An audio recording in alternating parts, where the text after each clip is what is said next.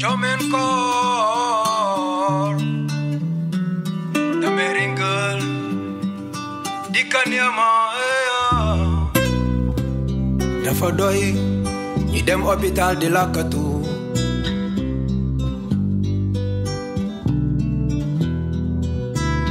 dafa doy ñi jël seeni garab di lakatu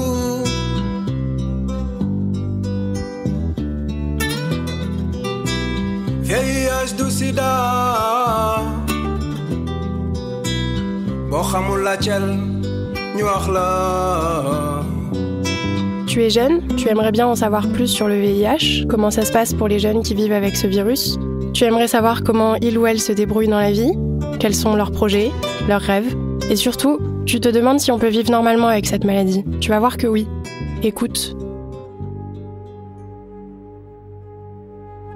Je vivais tranquillement. J'avais pas de soucis.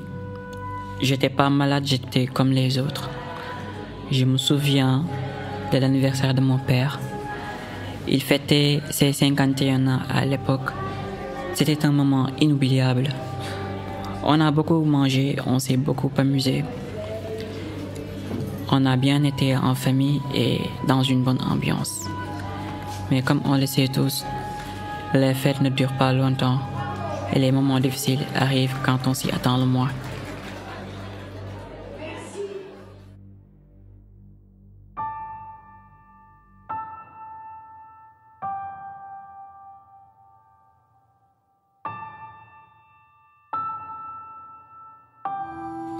Entre 2014 et 2015, ma mère est tombée malade.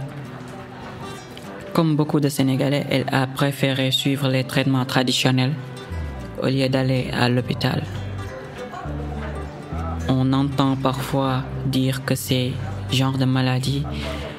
sont ces genres de maladies, les médecins n'arrivent pas à les soigner. Plus les jours passaient, plus son état s'empirait. J'étais terrifié à l'idée de la perdre. Mais aussi, elle souffrait énormément. À l'hôpital, c'était trop tard.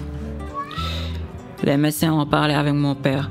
C'est comme ça qu'il a compris que ma mère avait le VIH et que le virus avait fait des ravages dans son corps. C'était un choc, une surprise incroyable, mais pas comme on les aime. Mais malgré tout, mon père est resté fort. Il est resté calme et a décidé de ne pas nous en parler. Au fond de moi, je savais que mon père allait très mal, mais il ne le montrait pas pour ne pas nous inquiéter. Mais c'est lui qui était le plus bouleversé par les choses.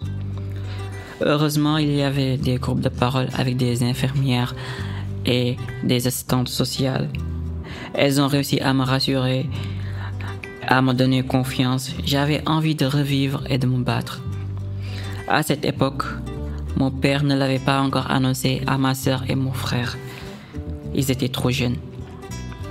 C'est quand ils ont fêté leurs 11 ans qu'il leur a expliqué ce qu'ils avaient.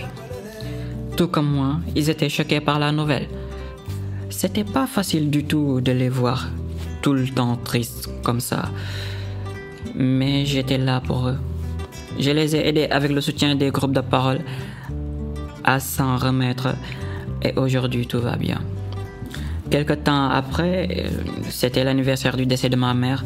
C'était vraiment difficile de contenir tout le monde. Mais on a réussi à s'en sortir aussi pendant ce jour-là.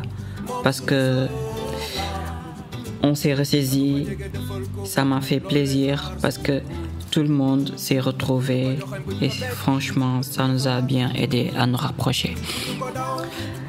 Voilà, j'en suis là. Je vis avec mon père et mes frères et sœurs. Et un jour, j'aimerais être un grand restaurateur.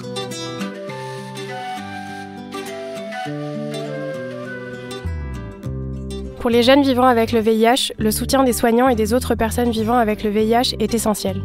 L'association Convergence des jeunes est là pour soutenir les jeunes et briser l'isolement. Changeons le regard que nous portons sur les jeunes vivant avec le VIH. VIH du sida boo xamul la cel ñu wax la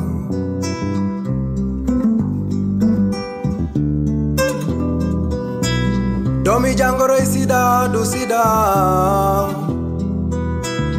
boo xamul laajteel ñu wax la. L'association Réseau Convergence des jeunes est là pour soutenir les jeunes et briser l'isolement.